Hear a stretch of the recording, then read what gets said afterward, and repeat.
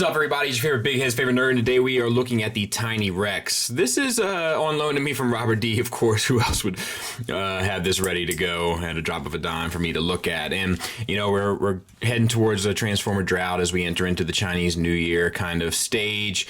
So he sent me a couple things to look at to kind of get us through the week. He comes with a couple accessories. We'll look at those first. He comes with a sword, red translucent plastic, decent enough sculpt on there, all kind of true to form, black handle, and then a gun with the stunted little barrels, which I think is appropriate. This guy has a lot of weight to him, and he feels great. Now, it's a very niche kind of thing, right? This sort of business, but he is I hate this word. Ah! What are you doing? We don't say that here. I'm not going to say it. But he is a cool little fella. So let's talk about some of the detailings, and then we'll talk about the articulation, right? Because we got some time. So we have the teeth that are all painted silver. This is all gray plastic. This is blue translucent plastic with the eyes underneath that have a gimmick, I believe. We'll talk about that here. Yeah. The jaw is a problem. We'll talk about that later. Gold paint, red metallic paint, black paint. Chromed out arms? No, not really. Something is coating them. And then down here we have the green metallic, red metallic, blue metallic, and then the silver metallic here, the gold metallic, gold metallic. The little, it's like not quite an Autobot symbol. I wonder how they got away with that. I guess it's just, it's close but not close enough, I suppose. And that's really it. There's die cast in the legs, there's die cast back here in the tail. And there's die-cast. There's a fair amount of die-cast on this guy. The bag. There's a lot of weight to this fella. So let's talk about the articulation, which is really, not great, as we would expect. It's okay, but it's not great. So the jaw is on a double hinge, and then we do have the little gun in the mouth kind of thing. If the jaw is protruded, it'll sit fine with no problem. But if it gets tucked in the back, it has a tendency to have a serious overbite. Now that's also in its way. It's kind of. Don't you do it. Overall, I think it works okay. It's just something to be mindful of. There's all sorts of little pegs here I would be mindful of as well to kind of keep the structure of the head together. Just something to take note of. But the jaw does come all the way down to there, so a decent enough range on him. And then we have a swivel at the neck. There's no neck per se. It's just this plate. It's just the head comes directly out of the chest, which unfortunately prevents it from having a look down or a look up, really. Which is kind of a bummer. I feel like they could have incorporated that somehow. The arms are on ball pegs, so the forearm, or the humerus, for lack of a better term, is plugged in with the ball peg into the chest, so you get a decent enough range there, and then it comes out to a hinge for the elbow that gets you 90 degrees, and then the fingers are also on a hinge, but they're on a single hinge. No, they're on a ball peg. So they share that ball peg, so you get the swivel there and the tilt. So that's nice. I think that's an appropriate use of all the things. And then we have ball pegs that come out for the hips. They get you out to there, forward and back. Ratcheted knees, which is funny to me for some reason.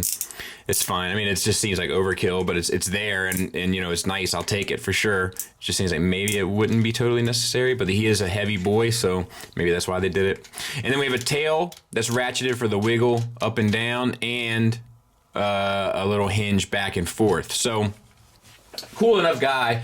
We have nothing to scale him with, so we'll just measure to the top of his head is about 4 inches. So that's nice. I mean, it's definitely what do they call him? A desk bot. It's not ready for your DTOF. You know what I mean? But he's adorable, whatever you want. But we don't do the C word here. But he's fine nonetheless. Before we get into the transformation, I do want to show you the little gimmick. So if you peel the head back, and it's a tight little hinge there, you can roll the eyes, and you can have an angry eye, or you can have the Cartman eye. And both of those are cool in their own way, I suppose. All right, let's get him transformed. We're going to start with the head because it's the part that I find to be the most stressful. So you have to kind of peel these back. They do have a tendency to come unplugged, and they are small little pegs, so please be careful. And you kind of just cover up the eyes with them. Collapse the mouth as best you can. I don't know if it's supposed to be in or out, to be honest. And then spin here, and then this will collapse, within reason. And I'm not sure if I had that 100% right, but it's gonna have to do for today. All right, and then down here, we're gonna split the tail and we'll bring the legs out.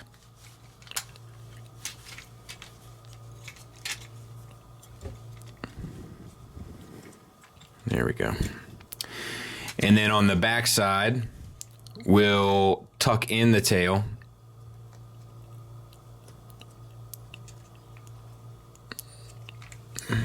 Let me see here, like that. All right. What am I doing wrong? Maybe like that. I guess that's it. Same for this side.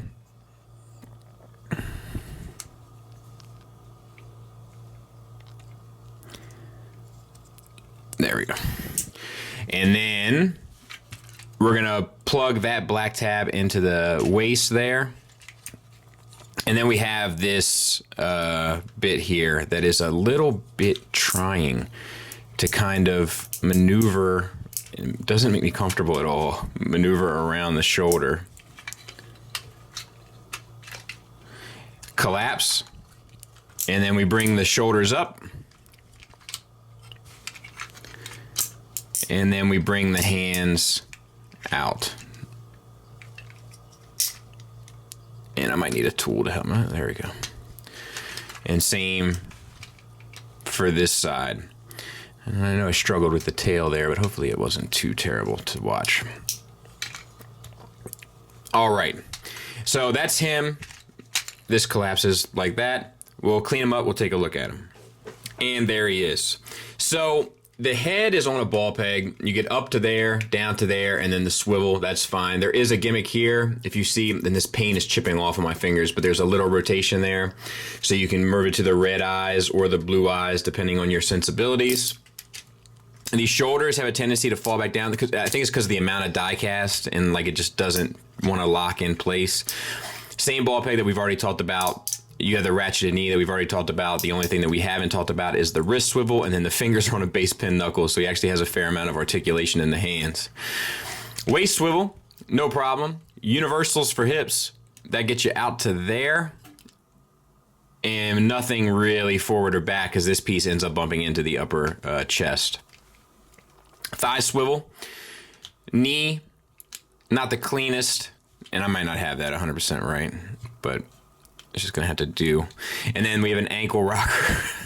So I mean, he's fairly well articulated for what he is. You know, he's not the cleanest from the back, and we can see some paint chipping in the reds there. And I mean, like, he does have a fair amount of paint. So, you know, with that comes the chips, I'm afraid. But I think overall, it's a pretty cool guy. And I hate to say it, but and size comparison wise, it doesn't make much sense. So in robot mode, he's just shy of 5 inches. So pretty cool.